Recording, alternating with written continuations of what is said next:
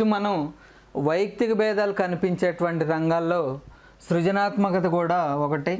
అంటే సృజనాత్మకత పరంగా కూడా ఏంటంటే వ్యక్తికి లేదా విద్యార్థికి మధ్య తేడాలు అనేవి ఉంటాయి. మరి సృజనాత్మకతనే మనం ఇంగ్లీష్లో క్రియేటివిటీ అంటాము. క్రియేటివిటీ మరి ఏంటి అసలు సృజనాత్మకత అంటే ఏంటి అంటే ఏదైనా ఒక అంశంలో పాక్షికంగా కానీ పూర్తిగా కానీ కొత్తదనాన్ని ఉత్పత్తి చేయటమే సృజనాత్మకత అని చెప్తాము. లేదా ఏదైనా ఒక కొత్త వస్తువును తయారు చేయటము క్రియేటివిటీ, లేదా ఉన్న వస్తువునే కొత్తగా తయారు చేయటం అది కూడా క్రియేటివిటీ అని చెప్తాము. మరి దేశ భవిష్యత్తు తరగతి గదుల్లో ఉంది అని కొఠారి కమిషన్ చెప్పాడు. అదేవిధంగా ఏ దేశ అభివృద్ధి అయినా కూడా ఆ దేశంలో ఉన్నటువంటి సృజనాత్మకత కలిగిన వ్యక్తుల మీదనే ఆధారపడి ఉంటుంది. ఈరోజు జపాన్ కానీ చైనా కానీ ఇంత అభివృద్ధి పదంలో ముందుకెళ్తున్నాయి అంటే అక్కడ క్రియేటివ్ పర్సన్స్, అంటే ఇక్కడ ఉదాహరణకు జపాన్లో ఎలక్ట్రానిక్స్ రంగంలో చాలా ముందుంది. అక్కడ 12-13 సంవత్సరాల నుండే పిల్లవాళ్ళు ఎలక్ట్రానిక్స్లో వినూత్నమైనటువంటి తయారు చేయటం అనేది మనం చూస్తూ ఉంటాం. కాబట్టి క్రియేటివిటీ ఉన్నప్పుడు కొత్తదనం అనేది కనిపిస్తూ ఉంటుంది. ఆ కొత్తదనాన్ని అందరూ కూడా ఆస్వాదించేటువంటి లక్షణం ఉంటుంది. మరి అందరూ క్రియేటివ్ పర్సన్స్ ఉంటారంటే ఒక్కొక్కరిలో ఒక్కొక్క రకమైనటువంటి క్రియేటివిటీ అనేది ఉంటుంది. కాబట్టి తరగతి గదిలో మనం పరిశీలించినప్పుడు కొంతమంది పిల్లలు మాటలు లో కొత్తదనం కనిపించవచ్చు, కొంతమంది చెప్పేటువంటి ఆన్సర్లో కొత్తదనం కనిపిస్తూ ఉంటుంది. కాబట్టి పిల్లల్లో కూడా వైయక్తిక భేదాలు అనేవి తప్పనిసరిగా ఉంటాయి. మరి అసలు సృజనాత్మకత అంటే ఏంటి అనే దానికి సంబంధించి కొన్ని నిర్వచనాలు చూద్దాం. జేపీ గిల్ఫర్డ్ ఈ నిర్వచనాలు కూడా మనకు ఎగ్జామ్లో అడుగుతూ ఉన్నాడు. కాబట్టి ప్రతి దాంట్లో సృజనాత్మకత కావచ్చు, సహజ సామర్థ్యం కావచ్చు, ప్రజ్ఞ, మూర్తిమత్వం, అభ్యసనం, ప్రతి దాంట్లో కూడా కొన్ని ముఖ్యమైనటువంటి నిర్వచనాలు మనం తెలుసుకోవాల్సి ఉంటుంది. జేపీ గిల్ఫర్డ్ ఏం చెప్పాడంటే విభిన్న ఆలోచన శక్తిని సృజనాత్మకత అని చెప్పాడు. మనం ప్రజ్ఞలో చెప్పుకున్నాం, సమైక్య ఆలోచన ఉన్న వాళ్ళలో ప్రజ్ఞ ఉంటుంది, విభిన్న ఆలోచన ఉన్నటువంటి వారిలో సృజనాత్మకత ఉంటుంది. ఈ జేపీ గిల్ఫర్డ్ విభిన్న ఆలోచన శక్తిని సృజనాత్మకత అని చెప్పాడు.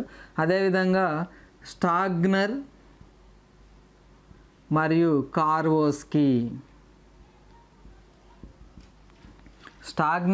కార్వోస్కీ అనేటువంటి ఇద్దరు విద్యావేత్తలు ఒక కొత్త ఏదైనా ఒక విషయంలో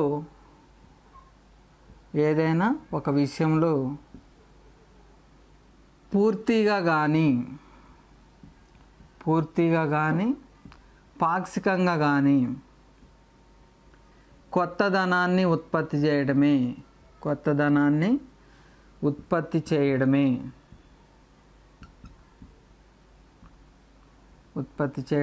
సృజనాత్మకత అని చెప్పాడు. ఏదైనా ఒక విషయంలో పూర్తిగా కావచ్చు లేదా పాక్షికంగా కావచ్చు కొత్తదనాన్ని ఉత్పత్తి చేసేటువంటి దాన్నే మనం సృజనాత్మకత అంటారని స్టాగ్నర్, కార్వోస్కీ చెప్పడం జరిగింది. అదేవిధంగా జేపీ చాప్లిన్ ఇతను రచించినటువంటి గ్రంథం ఏది అంటే డిక్షనరీ ఆఫ్ సైకాలజీ.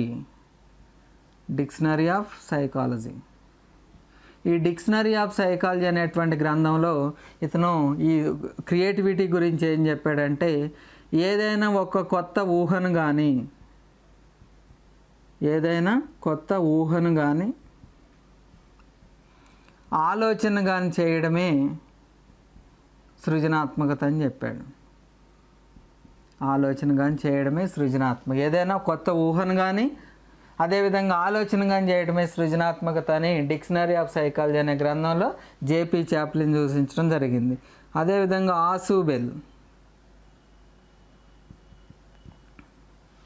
ఆసుబెల్ అనేటువంటి శాస్త్రవేత్త ఇతను వ్యక్తిలోని మూర్తిమత్వ లక్షణాలు మూర్తిమత్వ లక్షణాలు, ప్రజ్ఞా లక్షణాలు. ప్రజ్ఞా లక్షణాలు సమస్య పరిష్కార లక్షణాల కలయికే. సమస్య పరిష్కార లక్షణాల కలయికే సృజనాత్మకత అని చెప్పాడు. మూర్తిమత్వ లక్షణాలు కావచ్చు, అదేవిధంగా ప్రజ్ఞా లక్షణాలు కానీ, లేదా సమస్య పరిష్కార లక్షణాల కలయికే మూర్తిమత్వం అన్నది ఎవరు అంటే ఆసుబెల్ అని చెప్తాం. ఇట్లా ప్రజ్ఞకు సంబంధించి మనం చూసినప్పుడు ఇది విభిన్నమైనటువంటి ఆలోచన శక్తి కానీ, ఏదైనా ఒక వస్తువుని కానీ లేకపోతే ఒక విషయంలో కానీ పూర్తిగా కానీ పాక్షికంగా కానీ కొత్తదనాన్ని ఉత్పత్తి చేసేటువంటి ప్రక్రియ కూడా మనం సృజనాత్మకత అన్నాం. ఒక అతను మహాభారతం గురించి చెప్తూ అన్నాడు, మహాభారతం అనేది 5 వనమూలికలతోని 100 రోగాలు నయం చేసే ఒక దివ్యమైన ఔషధం అని చెప్పాడు. అంటే ఆ మాటల్లో కూడా చాలా క్రియేటివిటీ ఉంది. మహాభారతం అనేది 5 వనమూలికలతోని, అంటే 5 వనమూలికలు ఎవరంటే పాండవులు, 100 రోగాలు ఎవరంటే అక్కడ 100 అనేది కౌరవులకు సంబంధించి నయం చేసే ఒక దివ్యమైన ఔషధం అని చెప్పాడు. అది క్రియేటివిటీ అని చెప్తాము. కాబట్టి క్రియేటివిటీ అనేది సినిమా తీసే విషయంలో కావచ్చు, మాట్లాడే విషయంలో కావచ్చు, ఒక కొత్త రచన చేసే విషయంలో కావచ్చు, ఒక కొత్త వస్తువును తయారు చేయటంలో కావచ్చు, దేంట్లోనైనా కూడా క్రియేటివిటీ అనేది ఉంటుంది. మరి సృజనాత్మక వ్యక్తి యొక్క లక్షణాలు ఎలా ఉంటాయి, లేదా సృజనాత్మకత లక్షణాలు. సృజనాత్మకత లక్షణాలు. సృజనాత్మకత అనేది అనువంశికంగా సంక్రమించదు. తల్లిదండ్రులు క్రియేటివ్ పర్సన్స్ అయితే పుట్టేటువంటి పిల్లలకి రాదు. కాబట్టి సృజనాత్మకత అనేది అనువంశికంగా సంక్రమించదు. నెక్స్ట్, పరిసరాలు ప్రభావితం చేస్తాయి. అంటే మన చుట్టూ సరైనటువంటి పరిసరాలు ఉన్నప్పుడు క్రియేటివ్ థాట్స్ వస్తాయి. అందుకనే చాలామంది కవులు సముద్ర తీరాల్లో లేకపోతే ప్రశాంతమైన వాతావరణంలోకి వెళ్ళి పాటలు రాయటం, సినిమాలు తీయటం ఇవన్నీ కూడా చూస్తూ ఉంటాం. కాబట్టి పరిసరాలు సృజనాత్మకతను ప్రభావితం చేస్తుంది. తర్వాత విభిన్న ఆలోచనల సమూహంగా చెప్పొచ్చు. నెక్స్ట్, సృజనాత్మకత కలిగినటువంటి వ్యక్తులు ధైర్యంగా ఉంటారు. ధైర్యంగా ఉండే దేనికి కూడా భయపడరు. అదేవిధంగా వీళ్ళలో కొంత అహం అనేది కూడా, ఈగో అంటే నేను మాత్రమే చేయగలను, నేనే చేశాను అనేటువంటి భావనలో వీళ్ళు ఎక్కువగా ఉండే అవకాశం ఉంటుంది. కాబట్టి ధైర్యంగా ఉంటారు. అదేవిధంగా అహంభావం కూడా ఎక్కువగా ఉంటుంది. సమస్యకు అనేక కోణాలలో పరిష్కార మార్గాలను వెతుకుతారు. అనేక కోణాల్లో పరిష్కార మార్గాలను వెతకటం జరుగుతుంది.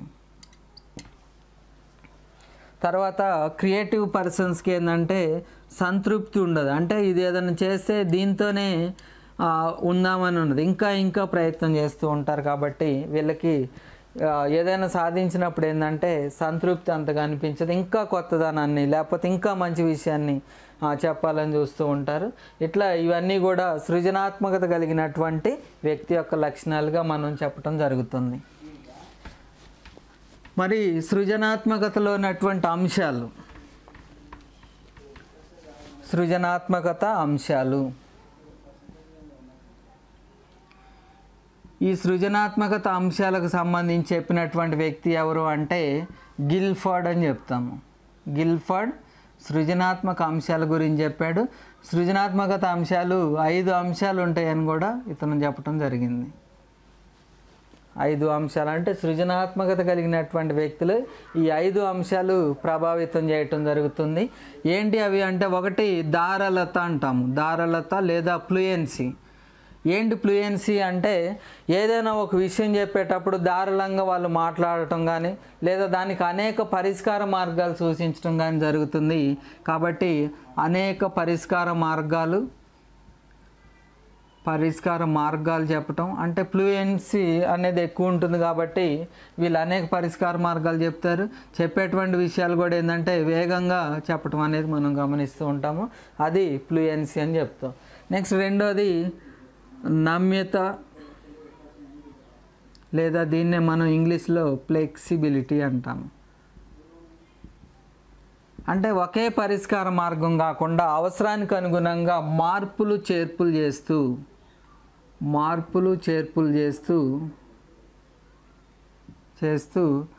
కొత్తదనాన్ని కోరుకుంటారు.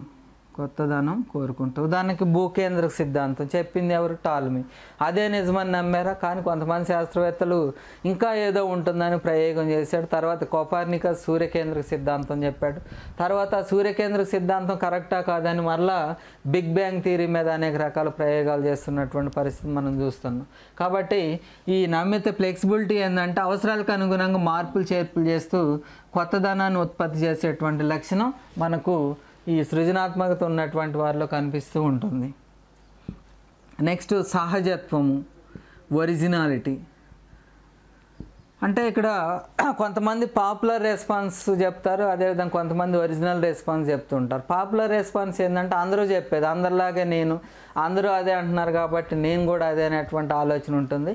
కానీ సృజనాత్మకత ఉన్నటువంటి వ్యక్తులు ఏంటంటే ఏ విషయానికి సంబంధించి అయినా, ఏ విషయం గురించి అయినా ఇందాకనే మనం చెప్పుకున్నాం వాళ్ళ లక్షణాలు ఎలా ఉంటాయంటే ధైర్యంగా ఉంటారు, ఆహం అనేది ఎక్కువ ఉంటుందని చెప్పుకున్నాం. కాబట్టి ఏ విషయానికి కూడా ఏంటంటే భయపడకుండా వాళ్ళ యొక్క ఒరిజినల్ ఆన్సర్ని సహజంగా వాళ్ళ మనసులో వచ్చేటువంటి ఆలోచనని బహిరంగంగా వ్యక్తం చేయటం జరుగుతుంది. బహిరంగంగా చెప్పడం జరుగుతుంది. సహజంగానే చెప్తారు. వాళ్ళు ఏదో అందరు చెప్తున్నారు ఏదో అనుకుంటారు అనేటువంటి ఆలోచన ఉండదు. వాళ్ళకి ఏ విషయంకి సంబంధించి అయినా కూడా ఏంటంటే ఒరిజినల్ రెస్పాన్స్ అనేది మనసులో ఉన్నటువంటి భావాలు ఖచ్చితంగా బయటకు వచ్చేట్టు, ఎవరున్నా భయపడరు, వాళ్ళు ఏదనుకుంటున్నారో దాన్ని చెప్పేటువంటి లక్షణం ఉంటుంది. అదే ఇక్కడ సహజత్వం అని చెప్తున్నాం. నెక్స్ట్ పునర్నిర్వచనము. ఈ పునర్నిర్వచనం ఏంటి అంటే ఇక్కడ ఏదైనా ఒక ప్రయోగం చేశారు, ఆ ప్రయోగంతోనే ఆగిపోకుండా ఇంకా ప్రయోగాలు చేస్తూ ఉంటారు. అది రీడిఫైన్ అంటాం. అంటే వాళ్ళు చేసినటువంటిదే ఫైనల్ కాకుండా, చేసింది అదే అంతిమం అనుకోకుండా ఇంకా ప్రయోగాలు చేసేటువంటి లక్షణం మనకు ఇక్కడ పునర్నిర్వచనం అంటాం. అంటే ఏది చెప్పినది అదే ఫైనల్ అని చెప్పరు, ఇంకా ఏదో ఉంటుందని పరిశోధన చేసేటువంటి లక్షణం వీరిలో కనిపిస్తూ ఉంటుంది. అది పునర్నిర్వచనం అని చెప్తాం. నెక్స్ట్ సున్నితత్వం.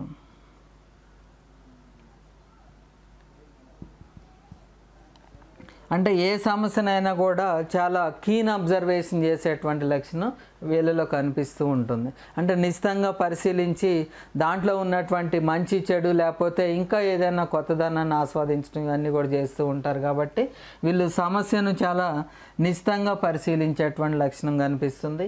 ఇట్లా మనకు సృజనాత్మకత అంశాల గురించి చెప్పింది ఎవరు అంటే గిల్ఫోర్డ్. ఎన్ని అంశాలు అంటే 5 అంశాలు ఉంటాయని చెప్పారు.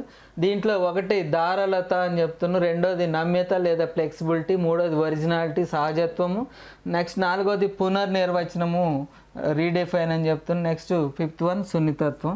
ఇట్లా వీటి గురించి గిల్ఫర్డ్ చెప్పడం జరిగింది.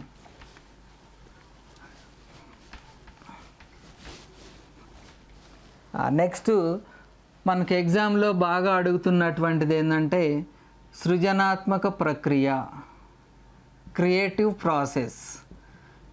ప్రాసెస్ అనేది అసలు ఏ విధంగా ఉంటుంది అని దాని మీద గ్రహం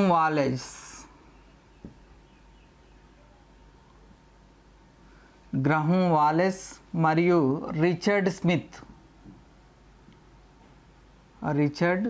వీళ్ళిద్దరు కలిసి సృజనాత్మక ప్రక్రియ మీద పరిశోధన చేశారు. ఎవరు అంటే గ్రహం వాలెస్ మరియు రిచర్డ్ స్మిత్. మనకు ఎగ్జామ్లో గతంలో అడిగినటువంటి ప్రశ్న ఏంటంటే సృజనాత్మక ప్రక్రియలో 5 దశలు ఉంటాయని తెలియజేసినటువంటి శాస్త్రవేత్తలు ఎవరు? గ్రహం వాలెస్ మరియు రిచర్డ్ స్మిత్. వీళ్ళు రచించినటువంటి గ్రంథం ఏది అంటే ఆర్ట్ ఆఫ్ థాట్ అనేటువంటి గ్రంథాన్ని వీళ్ళు రచించడం జరిగింది. ఎప్పుడు అంటే 1920లో 1920లో వీళ్ళు ఒక గ్రంథం రచించారు. దాని పేరే ఆర్ట్ ఆఫ్ థాట్ అనేటువంటి గ్రంథం. మరి వీళ్ళు సృజనాత్మక ప్రక్రియలో ఎన్ని దశలు ఉంటాయని చెప్పారు అంటే 5 దశలు ఉంటాయని చెప్పారు. సృజనాత్మక ప్రక్రియలో 5 దశలు ఏంటి అవి అంటే ఒకటి సన్నాహము ప్రిపరేషన్ అంటాం. రెండోది భావనోత్పత్తి. దీన్నే మనం ఇంకేమనొచ్చు అంటే గుప్త దశ అని కూడా అంటాం, లేదా గుప్త స్థితి. మూడోది సంకేతము. నెక్స్ట్ నాలుగోది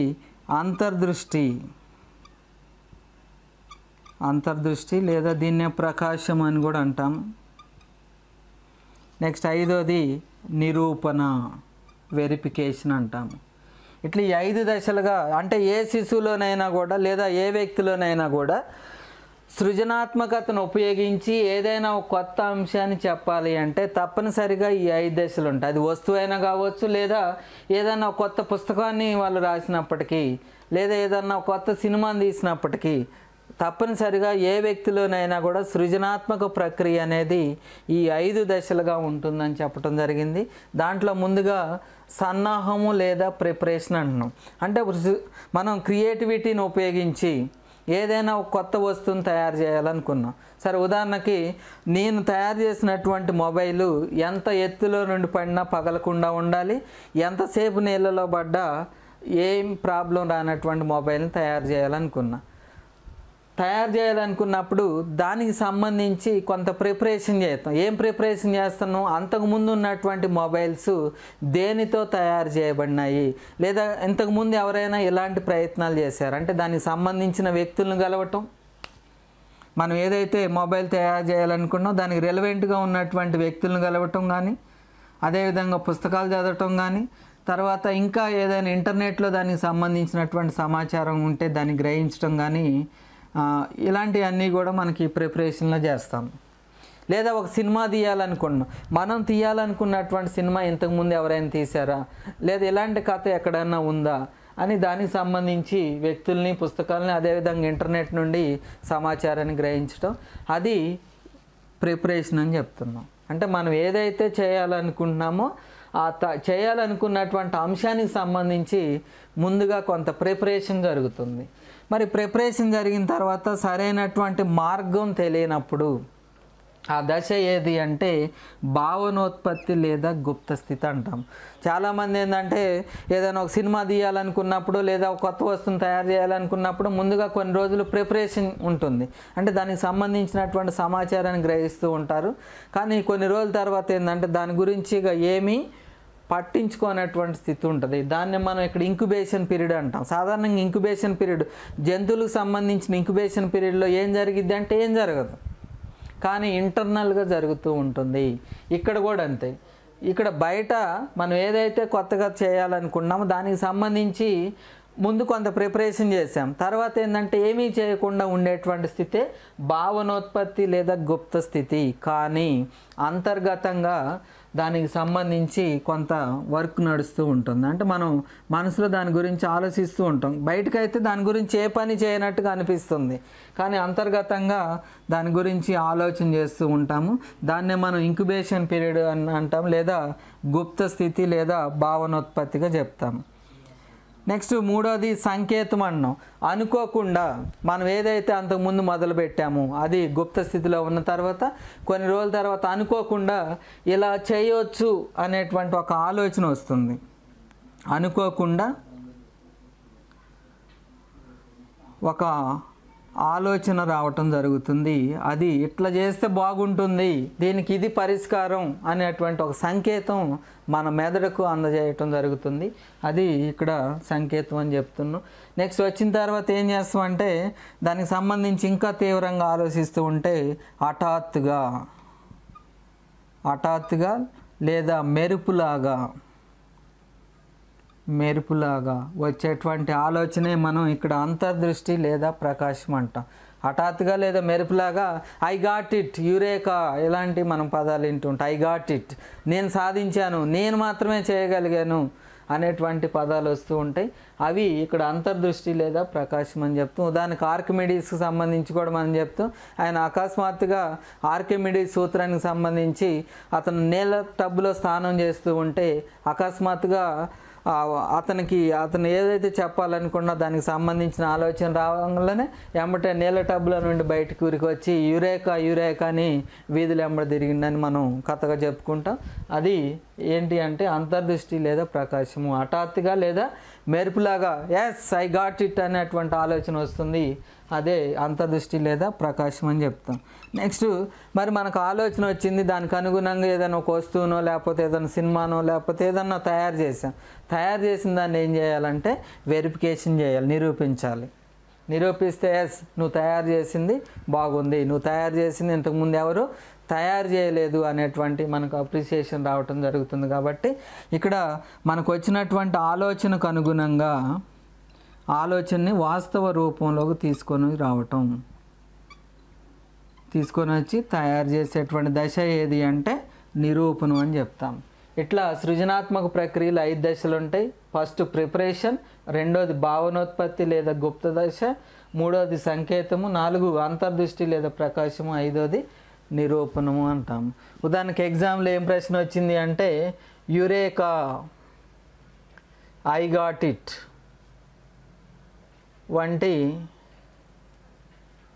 వంటివి సృజనాత్మక ప్రక్రియలో ఏ దశకు సంబంధించినవి? ఏ సన్నాహము, బి నిరూపణము, సి అంతర్దృష్టి, డి గుప్త స్థితి. దేనికి సంబంధించిన యురేకా ఐ గాట్ ఇటువంటి సృజనాత్మక ప్రక్రియలో ఏ దశకు సంబంధించినవి అంటే మనం అంతర్దృష్టికి సంబంధించినవిగా చెప్పుకోవటం జరుగుతుంది. ఇట్లా దీంట్లో ప్రశ్న అడిగేటువంటి అవకాశం ఉంది. సృజనాత్మక ప్రక్రియ గురించి చెప్పింది గ్రహం వాలెస్ మరియు రిచర్డ్ స్మిత్. ఇతను రచించిన గ్రంథం ఆర్ట్ ఆఫ్ థాట్. ఎన్ని దశలు ఉన్నాయి? 5 దశలు. ఈ దశలు కూడా వరుసగా గుర్తుపెట్టుకోండి. ఒక్కోసారి సృజనాత్మక ప్రక్రియలోని దశలను వరుస క్రమంలో అమర్చండి అని ప్రశ్నిస్తాడు. అప్పుడు వరుస క్రమంలో అమర్చండి అన్నప్పుడు ఫస్ట్ సన్నాహము లేదా ప్రిపరేషన్, సెకండ్ వన్ భావనోత్పత్తి లేదా గుప్త స్థితి, మూడోది సంకేతము, 4 అంతర్దృష్టి లేదా ప్రకాశము, 5వది నిరూపణ.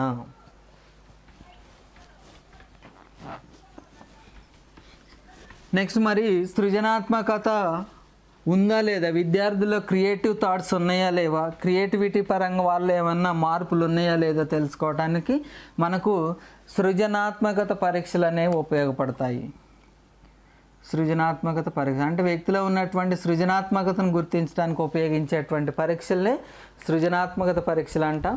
ఈ సృజనాత్మక పరీక్షలు ఏమేమి ఉన్నాయి అంటే టొరెన్స్. అయితే మనకి ఎగ్జామ్లో ఈ టెస్ట్లు ఎక్కడ మనకు అందుబాటులో లేవు, కాకపోతే పేర్లు వరకు తప్పనిసరిగా గుర్తుంచుకోవాలి. ఈ క్రింది వానిలో సృజనాత్మక పరీక్ష ఏది అని అడుగుతాడు. కాబట్టి ఏంటి టొరెన్స్ సృజనాత్మక పరీక్ష, రెండోది పసి సృజనాత్మక పరీక్ష. పసి అనేది శాస్త్రవేత్త పేరు, పసి క్రియేటివిటీ టెస్ట్. నెక్స్ట్ మూడోది రిమోట్ అసోసియేషన్ టెస్ట్.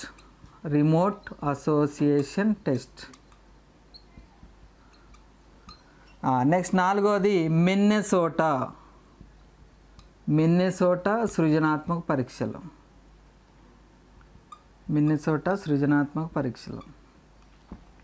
ఇవన్నీ కూడా వ్యక్తిలో ఉన్నటువంటి సృజనాత్మకతను పరిశీలించడానికి ఉపయోగించేటువంటి పరీక్షలు. ఒకటి టొరెన్స్ సృజనాత్మక పరీక్ష, రెండోది పసి సృజనాత్మక పరీక్షలు. ఈ పసి సృజనాత్మక పరీక్షలు డిఈడి వాళ్ళకి ఇంతకుముందు ఉండేది. ఇప్పుడు ఎగ్జామ్లో ఇంతకుముందు ఈ పసి సృజనాత్మక పరీక్షలు ఏంటంటే వెర్బల్ ఉండేవి, కొన్ని నాన్ వెర్బల్ ఉండేవి. అంటే దీంట్లో ఎలాంటి పరీక్షలు ఉంటాయి అంటే ఉదాహరణకి అసాధారణ ఉపయోగాల పరీక్ష. ఏంటి అసాధారణ ఉపయోగాల పరీక్ష అంటే ఉదాహరణకి ఇది ఏంటి అంటే మార్కర్. ఈ మార్కర్ యొక్క ఉపయోగాలు ఎవరైతే ఎక్కువ చెప్తారో వాళ్ళలో క్రియేటివిటీ ఎక్కువగా ఉన్నట్టు. అంటే మన క్లాస్ రూమ్లో దీన్ని ఒక ఆటగా కూడా పిల్లవాళ్ళు ఎంజాయ్ చేసే అవకాశం ఉంటుంది. లేదా ఒక పుస్తకం గురించో లేకపోతే ఏదైనా ఒక పెన్సిల్ దాన్ని లేదా ఏదైనా ఒక వస్తువు ఇచ్చి దాని యొక్క ఉపయోగాలు ఎవరైతే ఎక్కువ చెప్తారో వాళ్ళు క్రియేటివ్ పర్సన్గా చెప్తూ అది అసాధారణ ఉపయోగాల పరీక్ష. అదేవిధంగా ఇంకొకటి పద సంసర్గ పరీక్ష కూడా మనం నిర్వహించడం జరుగుతుంది. ఈ పద సంసర్గ పరీక్ష ఏంటంటే ఉదాహరణకి ఏటి నుండి చదివినా ఒకే అర్థం వచ్చేటువంటి పదాలు. ఇది కూడా మన తెలుగులో గునుగు అంటాం. గునుగు అంటే చదివినా కూడా ఒకే అర్థం వస్తుంది. ఇలాంటివి ఎవరైతే ఎక్కువ రాస్తారో అది ఇంగ్లీష్లో కావచ్చు లేదా తెలుగులో కావచ్చు, ఎవరైతే ఎక్కువ పదాలు రాస్తారో వాళ్ళలో సృజనాత్మకత ఎక్కువగా ఉన్నట్టు. ఇలాంటి టెస్టులన్నీ కూడా మనకి పసి సృజనాత్మక పరీక్షల్లో మనం ఉపయోగించడం జరుగుతుంది. ఇట్లా సృజనాత్మక పరీక్షలు ఈ 4. అయితే వీటితో పాటు విద్యార్థుల్లో సృజనాత్మకతను ఏ విధంగా పెంపొందించాలి? విద్యార్థుల్లో సృజనాత్మకతను అంటే ఒక ఉపాధ్యాయుడిగా సృజనాత్మకతను ఏ విధంగా పెంపొందించాలి? సాధారణంగా ఉపాధ్యాయుడు ప్రశ్న వేయాలి, విద్యార్థి సమాధానం చెప్పాలి. అంటే జనరల్గా ఎప్పటి నుండి వచ్చేటువంటి కాన్సెప్ట్ ఇది. కానీ పిల్లల్లో క్రియేటివిటీని మనం పెంపొందించాలంటే ఉపాధ్యాయుడు జవాబు చెప్పి దాన్ని ఆధారంగా చేసుకొని పిల్లల్ని ప్రశ్నలు తయారు చేయమని చెప్పటం, లేదా పుస్తకంలో చూసైనా కూడా ఏదైనా ఒక అంశం ఇచ్చి దాని ఆధారంగా కొన్ని ప్రశ్నలు తయారు చేయమని చెప్పాలి. అంటే ఎవరైతే క్రియేటివ్గా తయారు చేస్తారో ప్రశ్నలు వాళ్ళలో క్రియేటివిటీ ఉన్నట్టుగా మనం చెప్పుకోవచ్చు. అదేవిధంగా మనకు బోధనలో బ్రెయిన్ స్టార్మింగ్ లాంటి టెక్నిక్స్ కూడా ఎక్కువగా ఉపయోగించవచ్చు.